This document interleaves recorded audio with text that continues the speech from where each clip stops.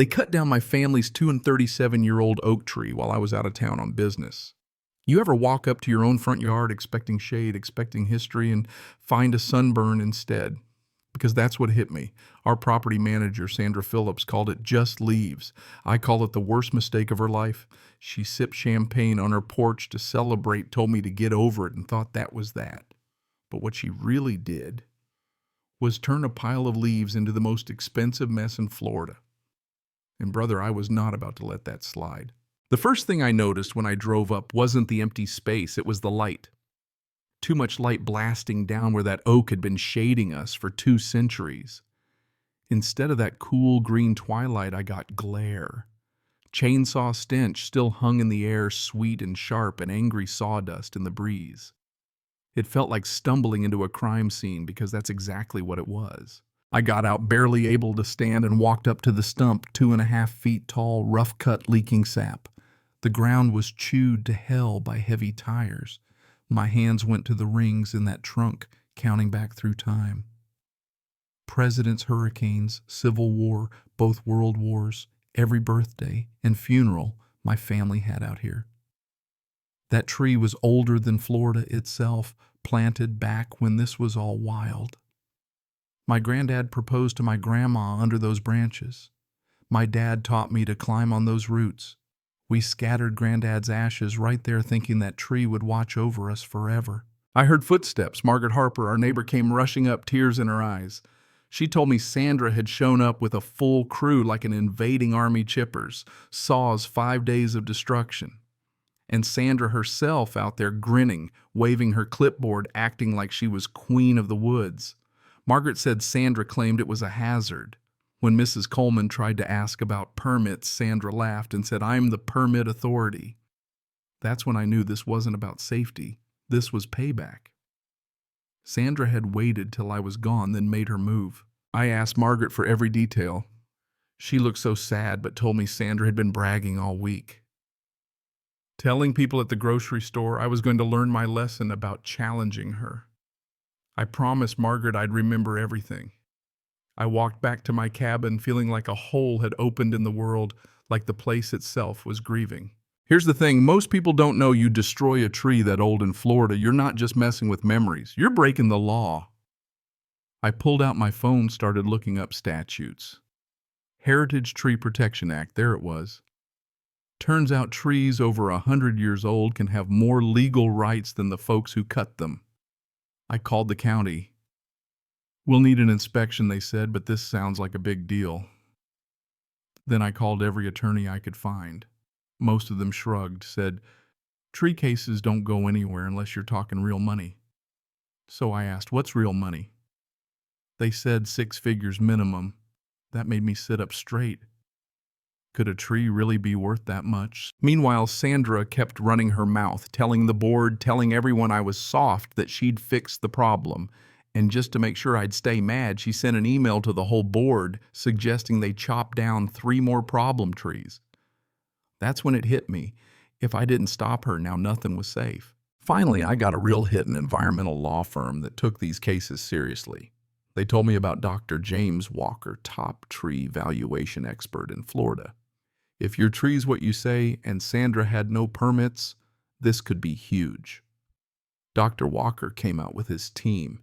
He treated that stump like a crime scene, pulling samples, measuring rings, photographing every cut. He counted back, said 237 years at least. Then he pulled up a database and looked at me with raised eyebrows. "This tree's registered, state heritage status since 1987. That changed everything. Now it wasn't just civil damages, it was criminal. Dr. Walker said whoever did this broke state law. Could be felony charges, maybe more. And then he told me replacement value $750,000 at least. With treble damages and penalties, this could be $3 million or more. That's when I realized just how badly Sandra had screwed herself. But the real twist came not from the law, but from the people around me. Mr. Bennett gave me security footage, Sandra waving the crew on barking orders. Mrs. Coleman handed me her own photos of the whole operation. Even the mail carrier volunteered a statement. It was like everyone who'd been afraid of Sandra's authority suddenly found their voice. Sandra, though, she doubled down. Called me to warn me about wasting money on lawyers. I recorded every word. She said, I have authority. You should thank me. But every sentence just built my case. Dr. Walker's report, the board emails, the security video, the threats, the admissions, all of it stacked up. Friday came and I watched Sandra go from smug to terrified in a heartbeat. The board met, full house, news cameras, neighbors everywhere. I brought my attorney, Dr. Walker, and a box of evidence. Sandra showed up alone, clutching a folder, hands shaking. She tried to argue, said she was just following maintenance policy, just keeping people safe. I stood up and laid out the real story: tree, registry permits, emails, threats, the works. Dr. Walker took the mic, showed the math: $750,000 replacement, triple damages, criminal penalties, insurance, voided property at risk, possible jail time. That's when the community turned. People stood up. Margaret Bennett Coleman, all telling how Sandra had bullied them, ignored the law, bragged about teaching me a lesson. The board voted Sandra was out. Then the process server walked up right there on camera and handed her a lawsuit, a criminal summons, and an eviction notice. 72 hours to vacate, he said. I watched Sandra's face go from red to white to gray. She tried everything after that: lawyers, appeals, social media, rants. Started digging holes in the dark, trying to plant new saplings like that'd make up for 237 years. She called neighbors, tried to intimidate witnesses, blamed everyone but herself. But it only made things worse. The insurance company dropped her. The board cut her loose.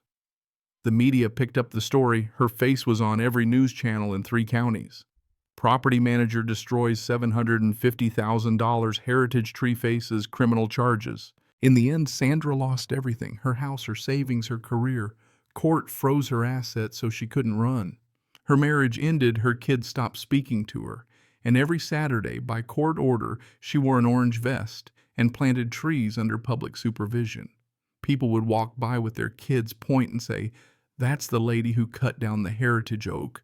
Don't ever do that." No amount of new saplings would erase what she'd done. Me. I stood in our new heritage tree memorial garden, sunlight filtering through 50 young oaks paid for with the money from Sandra's asset liquidation. The garden grew into a community center: education, trails, plaques, kids learning about conservation, people planting hope. Our property values went up. The county named the new environmental law after Sandra, a legacy, just not the kind she'd wanted. And as I watched those saplings grow, I realized something. This wasn't just about revenge, it was about setting things right. About making sure that people in power couldn't destroy something irreplaceable just because they thought they could get away with it. Sandra thought she was untouchable. Turns out nobody is. That's the lesson she left behind, and it's one this community and maybe a few more won't forget. So here's my question for you. Where do you draw the line between authority and accountability? What would you have done in my place? Let it go or fight? Drop your thoughts below. Tell me your own stories, and if you believe in protecting what matters, hit subscribe and share this with someone who needs to hear it. Because justice, real justice, is like a tree. It takes time, but when it stands, it changes everything.